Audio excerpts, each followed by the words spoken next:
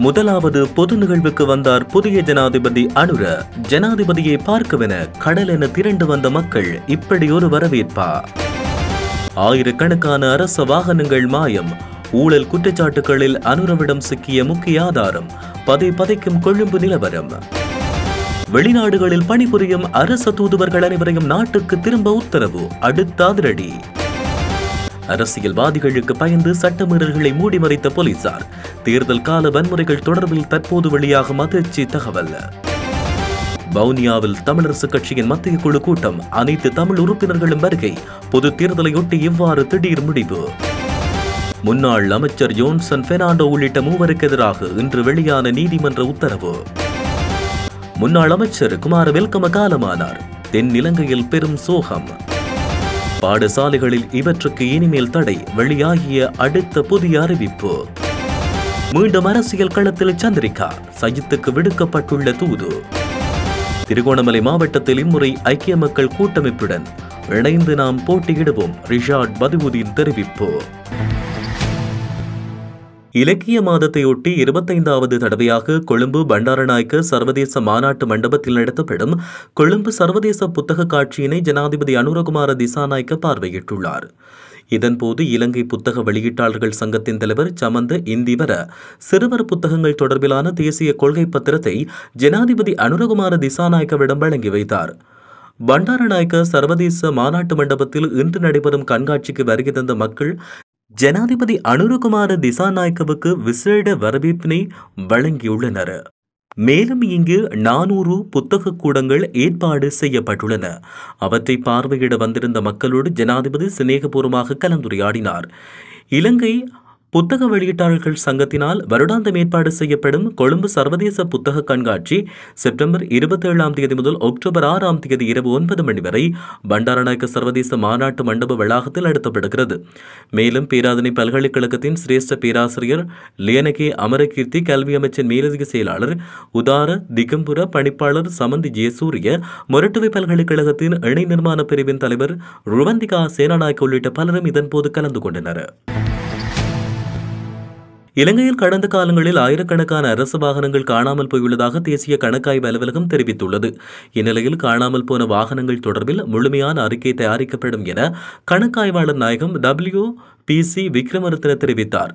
ஜனாதிபதி அனுரகுமார திசாநாயக்க தலைமையிலான புதிய அரசாங்கம் ஆட்சிக்கு வந்ததை தொடர்ந்து முன்னாள் அமைச்சர் செயலாளர்கள் மற்றும் ஜனாதிபதியின் ஆலோசகர்கள் பயன்படுத்திய பல உத்தியோகபூர்வ வாகனங்கள் அண்மையில் காலிமுகத்திடலில் நிறுத்தப்பட்டிருந்தன.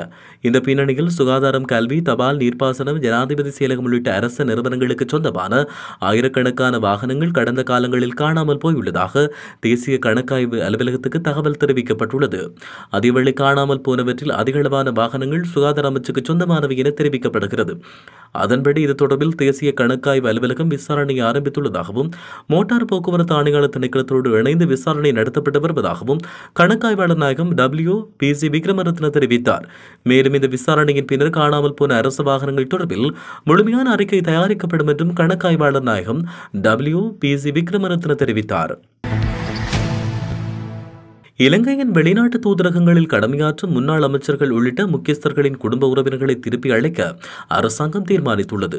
கடந்த காலங்களில் ஆட்சியில் இருந்த அரசாங்கத்தின் அமைச்சர்கள் மற்றும் அரசாங்கத்துக்கு நெருக்கமான முக்கியஸ்தர்களின் குடும்ப உறுப்பினர்கள் வெளிநாடுகளில் உள்ள இலங்கை தூதரகங்களில் முக்கிய பதவிகளில் அமர்த்தப்பட்டனர். இந்நிலையில் தற்போதைய தேசிய மக்கள் சக்தி அரசாங்கம் அரசியல் செல்வாக்கின் அடிப்படையில் எந்த ஒரு நியமனத்தையும் வழங்குவதில்லை என்ற நிலைப்பாட்டில் உள்ளது. அதன் காரணமாக போதிய தகுதிகள் இல்லாமல் கடந்த காலங்களில் வெளிநாடுகளில் உள்ள இலங்கை தூதரகங்களில் அரசியல் செல்வாக்கின் அடிப்படையில் நியமிக்கப்பட்ட அதிகாரிகளை திருப்பி அழைக்க அரசாங்கம் தீர்மானித்துள்ளது.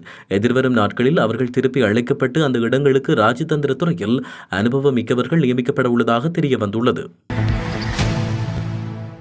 தமது சொந்த பிரதேசங்களில் உயர் பதவிகளை வகிக்கும் போலீஸ் பொறுப்பதிகாரிகளின் பொறுப்பற்ற செயற்பாடுகளால் கடந்த ஜனாதிபதி தேர்தலில் சட்டமீறல்கள் அதிக அளவில் இடம்பெற்றதாக சுட்டிக்காட்டப்பட்டுள்ளது. இவ்விடயங்களை சுட்டிக்காட்டி தேசிய போலீஸ் ஆணைக்குழுவுக்கும் தேர்தல்கள் ஆணைக்குழுவுக்கும் போலீஸ் தலைமையகம் கடிதங்களை அனுப்பியுள்ளது. அரசியல் ஆதரவுடன் பதவிகளை பெற்ற இந்த அதிகாரிகள் அரசியல் அதிகாரங்களுக்கு பயந்து பல்வேறு தேர்தல் சட்டமீறல் வழக்குகளை மூடி மறைத்துள்ளதாகவும் இந்த கடிதங்களில் வலியுறுத்தப்பட்டுள்ளதாக போலீஸ் தலைமையக வட்டாரங்கள் தெரிவிக்கின்றன. இதன் காரணமாக நடைபெறவுள்ள பொதுத் தேர்தலை கருத்தில் கொண்டு அதே பகுதியில் பகுதிகளில் கடமையாற்றும் பிரதி போலீஸ் அதிபர்கள், பிரிவு பொறுப்பாளர்கள், போலீஸ் நிலைய உயர் அதிகாரிகள் ஆகியோரை இடமாற்றம் செய்யுமாறு தேர்தல் மாவட்டத்துக்கு பொறுப்பான போலீஸ் பிரிவு கோரிக்கை விடுத்துள்ளது. கடந்த ஜனாதிபதி தேர்தல் அமைதியான முறையில் நடைபெற்ற போதிலும் அரசியல்வாதிகளின் தேர்தல் விதிமுறைகளை மீறிய சம்பவங்கள் அதிக அளவில் பதுளை மாவட்டத்தில் பதிவாகியுள்ளன. அத்துடன் பதுளை மற்றும் மஹியங்கனி போலீஸ் நிலையங்களை முற்றுகையிட்ட முன்னாள் அமைச்சர் சாமர சம்பத் தசாநாயக்க மற்றும் ஊவா மாகாண ஆளுநர் அனுர விதான கமகே ஆகியோரால் ஏற்படுத்தப்பட்ட குழப்பங்களும் இதற்கு உதாரணமாகும் என்று தேசிய தேர்தல்கள் ஆணைக்குழுவுக்கு பொறுப்பான போலீஸ் அதிபர்கள் சுட்டிக்காட்டினர். அவ்வாறாயினும் தேர்தலுக்கும் போது சம்பந்தப்பட்ட அதிகாரிகள் இடமாற்றம் செய்யப்படக்கூடாது என்பதால் உரிய நடவடிக்கைகளை எடுக்குமாறு தேசிய போலீஸ் ஆணைக்குழு மற்றும் தேர்தல்கள் ஆணைக்குழுவுக்கு போலீஸ் தலைமையகம் அறிவித்துள்ளது. இதேவேளை ஜனாதிபதி தேர்தலின் பொழுது அரசியல்வாதிகளால் தேர்தல் சட்டமுறைகளை மூடி மறைக்குமாறு பதுளை மாவட்ட தேர்தல் அதிகாரிகளுக்கு பணிப்புரை விடுக்கப்பட்டுள்ளதாகவும் போலீஸ் வட்டாரங்கள் தெரிவித்தன.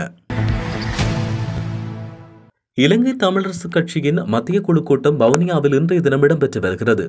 வவுனியாவில் உள்ள தனியார் விருந்தினர் விடுதியில் கட்சியின் தலைவர் மாவை சேனாதிராஜா தலைமையில் கூட்டம் ஆரம்பமாகியுள்ளது. இந்த கூட்டத்தில் நாடாளுமன்ற தேர்தலில் தமிழரசுக் கட்சியின் நிலைப்பாடு தொடர்பில் கலந்துரையாடப்பட உள்ளதாக குறிப்பிடப்பட்டுள்ளது. அத்துடன் முன்னாள் நாடாளுமன்ற உறுப்பினர்களான C Sritharan, M A Sumanthiran, Kothasan, Shanakiyan, Kalaiyarasan, Shanthi Sriskandarasa, Sivamohan மற்றும் வடமாகாண சபை அவைத்தலைவர் சி வி கே சிவஞானம், சட்டத்தரணி கே வி தவராசா, கட்சியின் செயலாளர் சத்தியலிங்கம் மற்றும் கட்சியின் மத்திய குழு உறுப்பினர்கள் என பலரும் இந்த கூட்டத்தில் கலந்து கொண்டனர். இதேவேளை பொதுத் தேர்தலில் நிரந்தர அரசியல்வாதிகளை நீக்கிவிட்டு ஆற்றல் மிக்க புதிய முகங்களை தமிழரசுக் கட்சியின் சார்பில் களமிறக்க வேண்டும் என நேர்காணல் ஒன்றில் சுமந்திரன் தெரிவித்தார். கூட்டுறவு மற்றும் உள்வர்த்தக நடவடிக்கைகள் அமைச்சராக கடமையாற்றிய போது சதோச ஊழியர்களை உத்தியோகபூர்வ கடமைகளில் இருந்து நீக்கி அரசியல் நடவடிக்கைகளில் ஈடுபட்ட அரசாங்கத்துக்கு நஷ்டம் ஏற்படுத்திய குற்றச்சாட்டின் பேரில் முன்னாள் அமைச்சர் ஜோன்சன் பெர்னாண்டோ, சதோச முன்னாள் தலைவர் எராஜ் பெர்னாண்டோ உள்ளிட்ட மூவருக்கு எதிராக குற்றம் சுமத்தப்பட்டுள்ளது. ஊழல் விசாரணை ஆணைக்குழுவால் தாக்கல் செய்யப்பட்ட வழக்கின் சாட்சிய விசாரணையை ஜனவரி 21ஆம் தேதி நடத்துமாறு கொழும்பு மேல் நீதிமன்ற நீதிபதி நவரத்ன மாரசிங்க இன்று உத்தரவிட்டார்.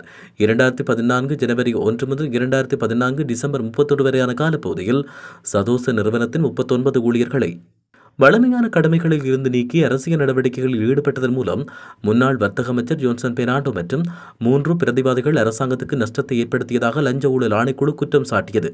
இந்த வழக்கு இன்று விசாரணைக்கு எடுத்துக் கொள்ளப்பட்ட போது பிரதிவாதிகளாக ஜோன்சன் பெர்னாண்டோ மற்றும் சதோச முன்னாள் தலைவர் எராஜ் பெர்னாண்டோ, சதோச முன்னாள் நிறைவேற்று பணிப்பாளர் காஜா மொஹிடின் ஜாகிர் ஆகியோர் நீதிமன்றத்தில் முன்னிலையாகினர்.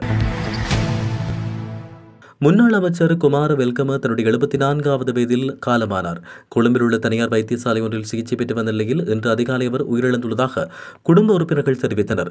இறுதிக்கிரியைகள் குறித்து பின்னர் அறிவிக்கப்படும் என குடும்பத்தினர் குறிப்பிட்டனர். குமார வெல்கமவுக்கு சுகையினை ஏற்பட்டமையால் 3 மாத விடுமுறை வழங்குவதற்கு நாடாளுமன்றம் அங்கீகாரம் வழங்கியிருந்தமை குறிப்பிடத்தக்கது. 1994ஆம் ஆண்டு அவர் நாடாளுமன்றத்தில் அங்கம் வகித்திருந்தமை குறிப்பிடத்தக்கது. பாடசாலைகளில் முன்னெடுக்கப்படும் பல்வேறு நிகழ்வுகளின் பொழுது பெற்றோர்களிடம் பணம் வசூலிக்க கூடாது என கல்வி, விஞ்ஞானம் மற்றும் தொழில்நுட்ப அமைச்சு அறிவித்துள்ளது. பாடசாலைகளில் சிறுவர் தினம், ஆசிரியர் தினம் உள்ளிட்ட பல்வேறு விழாக்களை கொண்டாட பெற்றோர்களிடம் பணம் வசூலிப்பதாக பல்வேறு முறைப்பாடுகள் கிடைக்கப்பட்டுள்ளதாக அமைச்சின் செயலாளர் ஜி.எம். திலகா ஜெயசுந்தர் தெரிவித்தார். இதனால் பெற்றோர்கள் மற்றும் மாணவர்கள் அதிகம் பாதிக்கப்படுவதுடன் ஆசிரியர்கள் மற்றும் அதிபர்களும் பல்வேறு பிரச்சனைகளுக்கு முகம் கொடுக்க வேண்டியுள்ளதாகவும் செயலாளர் சுட்டிக்காட்டினார். எனவே பாடசாலைகளில் இவ்வாறான பிரச்சனைகள் ஏற்படாதவாறு அதிபர்கள் உறுதியளிக்க வேண்டும் என்றும் அவர் வலியுறுத்தினார். இதன்படி இதுபோன்ற நிகழ்வுகளை நடத்துவதற்காக பெற்றோரிடம் பணம் வசூலிக்க கூடாது என மாகாண கல்விச் செயலாளர்கள், மாகாண கல்வி பணிப்பாளர்கள், பிராந்திய கல்வி பணிப்பாளர்கள், கோட்ட பணிப்பாளர்கள், அரசாங்க அதிபர்கள் மற்றும் அங்கீகரிக்கப்பட்ட தனியார் பாடசாலைகள் மற்றும் அதிபர்களுக்கு கடிதம் மூலம் செயலாளர் மேலும் அறிவித்துள்ளார். ஸ்ரீலங்கா சுதந்திர கட்சியின் சந்திரிகா பண்டாரநாயக்க குமாரதுங்கவின் தலைமையில் ஐக்கிய தேசிய கட்சியுடன் புதிய கூட்டணியை அமைப்பதற்கான பேச்சுவார்த்தைகள் ஆரம்பிக்கப்பட்டுள்ளன. அத்துடன் ஐக்கிய மக்கள் சக்தி கூட்டமைப்பையும் அதில் இணைத்துக் கொள்வதற்கான திட்டங்கள் தயாரிக்கப்பட்டுள்ளன. சஜித் பிரேமதாச பொதுக் கூட்டணியுடன் இணைந்து செயற்பட விரும்பவில்லை என்றால் அவரை நீக்கிவிட்டு எதிர்கால நடவடிக்கைகளை தொடர திட்டமிட்டுள்ளதாக தெரியவந்துள்ளது. புதிய கூட்டணிக்கு சஜித் பிரேமதாச எதிர்ப்பு தெரிவித்தால் கடந்த பொதுத் தேர்தலில் பெற்ற வாக்குகளை கூட பெற முடியாத அளவுக்கு அவரை இழுத்துச் செல்வதற்கான திட்டங்கள் முன்னெடுப்பதாக தெரியவந்துள்ளது. எதிர்வரும் பொதுத் தேர்தலில் ஐக்கிய தேசிய கட்சியின் தலைமையை மாற்றி சந்திரிகா குமாரதுங்க மற்றும் சஜித் பிரேமதாஸ் ஆகியோருடன் இணைந்து தலைமைத்துவ சபையாக செயற்படும் வகையில் புதிய கூட்டணி தொடர்பில் பேச்சுவார்த்தைகள் தொடர்ந்து இடம்பெற்று வருகின்றன. திருகோணமலை மாவட்டத்தில் இம்முறை எதிர்வரும் பொதுத் தேர்தலில் ஐக்கிய மக்கள் கூட்டமைப்புடன் இணைந்து போட்டியிடும் என அகில இலங்கை மக்கள் காங்கிரசின் தலைவர் ரிஷாட் பதியுதீன் தெரிவித்தார். கிண்ணியா விஷன் மண்டபத்தில் இன்று மாலை இடம்பெற்ற நிகழ்வில் மாவட்ட மத்திய குழு கூட்டத்தின் போது அவர் இவ்வாறு தெரிவித்தார். தொடர்ந்தும் தெரிவிக்கையில், அம்பாறை புத்தள மாவட்டங்களிலும் தனித்து போட்டியிட வேண்டும் என உயர்பீட உறுப்பினர்கள் தெரிவித்தார்கள். நாளை அம்பாறை மாவட்ட மத்திய குழுவை கூட்டி தீர்மானங்களை மேற்கொள்வோம் என ரிஷாட் பதியுதீன் குறிப்பிட்டார். முட்டையில் கொமிஷன் அடித்த அமைச்சர்கள் தற்பொழுது இல்லை என்பதால் அதன் பயன் மக்களுக்கு கிடைத்துள்ளதாக மக்கள் விடுதலை முன்னணியின் உயர்பீட உறுப்பினர் வசந்த சமரசிங்க குறிப்பிட்டார். ஊடக மாநாட்டில் கலந்து கொண்ட போதே அவர் இவ்வாறு தெரிவித்தார். முன்னர் முட்டை 48 ரூபாவுக்கு விற்பனை செய்யப்பட்ட போது 8 ரூபாய் கமிஷன் வழங்கப்பட்டதாக பகிரங்க விமர்சனம் எழுந்தது. நமது அமைச்சர்களுக்கு 8 வீத கமிஷன் இல்லை, அதனால் முட்டை விலை தானாக 8 ரூபாய் குறையும். எனவே இதில் தெளிவான ஒரு விடயம் இருக்கிறது. முட்டையில் கமிஷன் அடித்த கூட்டம் தற்போது அமைச்சர் பதவியிலிருந்து வெளியேறியதால் முட்டை விலை வீட்டை அடைந்துள்ளதாக அவர் குறிப்பிட்டார். எதிர்வரும் பாராளுமன்ற பொதுத் தேர்தலில் வடகிழக்கில் உள்ள முன்னாள் போராளிகள், சிவில் அமைப்புகள், ஆதரவாளர்கள் மற்றும் புலம்பெயர் மக்களின் அனுசரணையுடன் புனர்வாழ்வளிக்கப்பட்ட தமிழ் விடுதலை புலிகள் கட்சி சுயேட்சையாக வடக்கு கிழக்கில் போட்டியிட உள்ளதாக அந்த கட்சியின் தலைவர் கே இன்பராசா தெரிவித்துள்ளார். தமிழ் விடுதலை புலி கட்சியின் தலைவர் கந்தசாமி இன்பராசா ஆகிய நாம் இன்று மன்னாரிலே 28/9/2024 எதிர்வரும் பொதுத் தேர்தலை முன்னிட்டு வடகிழக்கில் உள்ள போராளிகள், சிவில் அமைப்புகள், ஆதரவாளர்கள், புலம்பெயர்ந்த மக்கள் அனுசரணை, தாயத்தில் உள்ள மக்கள் அனுசரணையுடன் எதிர்வரும் பொதுத் தேர்தலில் நாங்கள் சுயேட்சையாக களமிறங்குவதற்காக இன்றைக்கு இந்த மாநாட்டிலே நாங்கள் குந்திருக்கின்றோம். அதே வேளையிலே முதலாவதாக எங்களுடைய ஜனாதிபதி 2024 இடம்பெற்ற தேர்தலிலே அதிகூடிய வாக்கு சிங்கள மக்களின் பெரும்பான்மை வாக்கால் வெற்றி பெற்ற இலங்கை ஜனநாயக சோசலிச குடியரசின் 9வது ஜனாதிபதியாக அனுரா குமாரதுங்க திசாநாயக் அவர்கள் வெற்றி பெற்றிருக்கின்றார். அவருக்கு புனர்வாழ்வு அளிக்கப்பட்ட தமிழ் விடுதலை புலியின் கட்சியின் ஊடாக வாழ்த்துக்களை தெரிவிப்பதோடு, உண்மையிலே அவர் எடுத்துக்கொண்ட விடயங்களை நாங்கள் எடுத்துக்கொண்ட வேளையில் வடகிழக்கு மக்கள் இல்லை, தாயத்தில் உள்ள மக்களும் புலம்பெயர்ந்த மக்களும் போராளிகளும் உண்மையில் எனக்கும் சில விடயங்களை சொல்லியிருக்கின்றார்கள். உண்மையில் அந்த தற்போது இருக்கிற ஆட்சியாளர் ஜனாதிபதி அனுர குமாரதுங்கா அவர்களுக்கு, அனுர திசாநாயக குமாரதுங்கா அவர்களுக்கு ஆதரவு தெரிவிக்கும் முகமாக காணாமல் போனாக்கள் விவகாரத்திலே அவர் நிறைய கர்சனை எடுத்திருக்கின்றார். அதில் காணாமல் போன விடயம் என்று சொல்ல தமிழ், சிங்களம், முஸ்லீம் மக்கள், அப்போ மூவின மக்கள்லேயும் எங்களுக்கு எப்போ யுத்தம் ஆரம்பிக்கப்பட்டதோ அண்டையிலேருந்து இன்றைக்கு வரைக்கும் 2009 வரைக்கும் காணாமல் போனாக்கள் விடயத்தில் அவர் தீர்க்கதரிசனமான ஒரு முடிவெடுத்து தருவதாக அவருடைய அனுர திசாநாயக குமாரதுங்கா அவர்கள் ஜனாதிபதி, தற்போதைய ஜனாதிபதி சொல்லியிருக்கின்றார். கன்னி உரையிலே சொல்லியிருக்கின்றார், காணாமல் போனாக்களுக்கு நிச்சயமாக நான் தீர்வு எடுத்து தருவேன். அதன் காரணமாக புனர்வாழ்வு அளிக்கப்பட்ட விடுதலை புலி கட்சியின் சார்பாக நாங்கள் அவருக்கு பூரண ஆதரவை நாங்கள் தெரிவிக்கின்றோம் என்று சொல்லுவதோடு, உண்மையிலே தெற்கிலே ஒரு மாற்றத்தை கொண்டு வந்தது போல, பெரும்பான்மை சிங்கள மக்கள் ஒரு மாற்றத்தை கொண்டு வந்தது போல வடகிழக்கில் ஒரு மாற்றத்தை கொண்டு வரணும் என்று சொல்லி இன்றைக்கு எங்களுடைய மக்கள், தாயத்தில் உள்ள மக்கள் மட்டுமில்லை, போராளிகளும் மட்டுமல்ல, புலம்பெயர்ந்த மக்களும் எங்களுக்கு சொல்லி இன்றைக்கு எங்களை களமிறக்கியிருக்கின்றார்கள். வடகிழக்கு 8 மாவட்டம் 5 தேர்தல் தொகுதியில் சுயேட்சையாக புனர்வாழ்வு அளிக்கப்பட்ட விடுதலை புலிகள் கட்சி களமிறங்க இருக்கின்றது பொதுத் தேர்தலுக்காக. ஜனாதிபதி தேர்தலில் இன்றைக்கு உண்மையிலேயே காலங்காலமாக நாங்கள் ஏமாற்றப்பட்ட வண்ணமே எங்களோட மக்கள் வேளையில் தெற்கில் வந்த மாற்றம் போல் அடுத்த கட்ட மாற்றம் எங்களோட தமிழ் மக்களுக்கான ஏக பிரதிநிதி தமிழீழ விடுதலை புலிகள், அது புனர்வாழ்வு அளிக்கப்பட்ட விடுதலை புலிகள் 2009க்கு பிறகு நாங்கள் விடுதலை புலிகள் என்ற பேர் சூட்டி உலகுக்கு பேர் சொல்லி நிற்கின்றோம். இன்றைக்கு அரசாங்கத்துக்கு நாங்கள் கடந்த ஜனாதிபதி தோல்வி அடைஞ்சு போன ஜனாதிபதி ரணில் விக்ரமசிங்க அவருக்கு நாங்கள் ஆதரவு தெரிவித்த முகமாக இன்றைக்கு எங்களுடைய கட்சி சர்வதேச மட்டத்தில் ஏற்றுக்கொள்ளப்பட்டிருக்கின்றது. விடுதலை புலிகள் என்று சொல்லி புனர்வாழ்வு அளிக்கப்பட்ட தமிழ் விடுதலை புலிகள் கட்சி என்று. அதே கட்சியில் நாங்கள் சுயேட்சையாக வடகிழக்கில் 8 மாவட்டங்கள்லேயும் 5 தேர்தல் தொகுதியிலையும் சுயேட்சையாக களமிறங்க இருக்கின்றோம். ஒட்டுமொத்த தமிழ் மக்கள், புலம்பெயர்ந்த மக்கள் அனுசரணையும், தாயத்தில் உள்ள மக்கள் அனுசரணையும், ஒட்டுமொத்த போராளிகள் அனுசரணையுடன் நாங்கள் களமிறங்கி இந்த முறை தேர்தலை எதிர்கொள்ள நிற்கின்றோம். அன்பார்ந்த தமிழ் மக்களே, புலம்பெயர்ந்த மக்களே, நிச்சயமாக தெற்கில் இடதுசாரி இதாக இருந்த இன்றைக்கு ஜனாதிபதியாக அனுரகுமார திசாநாயக்க அவர்கள் சிங்கள மக்கள் பெரும்பான்மை மக்கள் தெரிவு செய்தது போல இன்றைக்கு வடகிழக்கில் எங்களுடைய மக்களுக்காக நாங்கள் உயிரை அர்ப்பணிச்சிருக்கிறோம். இன்றைக்கு அங்கவீனப்பட்டிருக்கின்றோம், அனாதரவாக நிற்கின்றோம். விடுதலை புலிகள் ஆகிய நாங்கள் இன்றைக்கு களமிறங்கி எங்களோட மக்களுக்கான வடகிழக்கிலையும் இன்றைக்கு இலங்கை ஜனாதிபதி அனுரகுமார திசாநாயக்க அவர்களுடன் ஊழல் அற்ற ஒரு நிர்வாகத்தை கொண்டு வர முகமாக அவர் இன்றைக்கு மேற்கொண்டிருக்கிற நடவடிக்கைகள் மக்கள் முழுக்க வியப்படைகின்றார்கள்.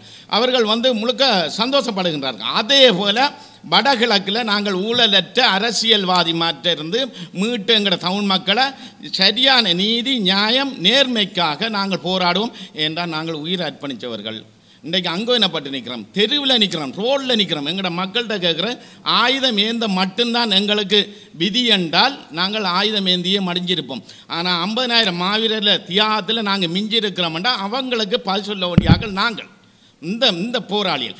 எனவே அன்பார்ந்த மக்களை சுயேட்சையாக களமரங்க இருக்கிற புனர்வாழ்வு அளிக்கப்பட்ட தமிழ் விடுதலை புலிகள் ஆகிய நாங்கள் உங்களோட வீடு தேடி உங்களோட கால் கரம் நிற்கிறோம். நாங்கள் எங்களுக்கு நீங்கள் ஒரு தரம் மாற்றத்தை கொண்டு வாங்க. தெற்கில் நடந்த மாற்றம் போல வடகிழக்கிலே மாற்றத்தை கொண்டு வாருங்கள். இந்த ஊழல் மற்ற அரசியல்வாதி மாதிரி நாங்கள் எங்களுடைய பொய்க்கட்டு எங்களுடைய குடும்பத்தை நிரப்ப மாட்டோம். ஆனால் எங்களுடைய தியாகங்கள் அத்தனையும் எங்களோட மனதில் இருக்குது. நீதி நேர்மையாக நியாயமாக நாங்கள் எங்களோட மக்களுக்காக திரும்பியும் ஜனநாயக ரீதியில் உயிரை கொடுக்கறதுக்கு நாங்கள் தயாராக இருக்கிறோம். வீடு தேடி வருவோம், சுயேட்சையாக களமிறங்க இருக்கின்றோம் என்ற செய்தியை நாங்கள் புலம்பெயர்ந்த மக்களுக்கும் தாயத்தில் உள்ள மக்களுக்கும் தெரிவித்து கொள்வதோடு உண்மையிலே இந்த மன்னாரிலே இன்றைய நிகழ்வில் வடகிழக்கில் இருக்கிற 8 மாவட்டம் அதேமாதிரி புத்தளம் மாவட்ட போராளிகளும் எங்களோட இணைஞ்சிருக்கிறார்கள். 9 மாவட்டத்திலே நாங்கள் சுயேட்சையாக இறங்குறது தயாராக இருக்கின்றோம் என்று. முதலாவது பொது நிகழ்வுக்கு வந்தார் புதிய ஜனாதிபதி அனுர. ஜனாதிபதியை பார்க்கவென கடல் என திரண்டு வந்த மக்கள் இப்படி ஒரு வரவேற்பா? ஆயிரக்கணக்கான அரச வாகனங்கள் மாயம். ஊழல் குற்றச்சாட்டுகளில் அனுரவிடம் சிக்கிய முக்கிய ஆதாரம். பதைக்கும் கொழும்பு நிலவரம். வெளிநாடுகளில் பணிபுரியும் அரச தூதுவர்கள் அனைவரையும் நாட்டுக்கு திரும்ப உத்தரவு. அடுத்த அதிரடி.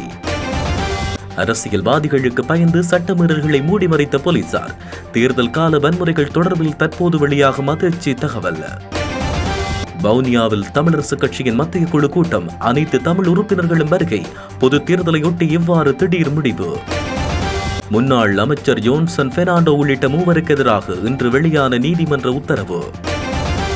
முன்னாள் அமைச்சர் குமார வெல்கம காலமானார். தென் இலங்கையில் பெரும் சோகம். பாடசாலைகளில் இவற்றுக்கு இனிமேல் தடை. வெளியாகிய அடுத்த புதிய அறிவிப்பு. மீண்டும் அரசியல் களத்தில் சந்திரிகா. சஜித்துக்கு விடுக்கப்பட்டுள்ள தூது. திருகோணமலை மாவட்டத்தில் இம்முறை ஐக்கிய மக்கள் கூட்டமைப்புடன் இணைந்து நாம் போட்டியிடுவோம். ரிஷாட் பதிவுதீன் தெரிவிப்பு.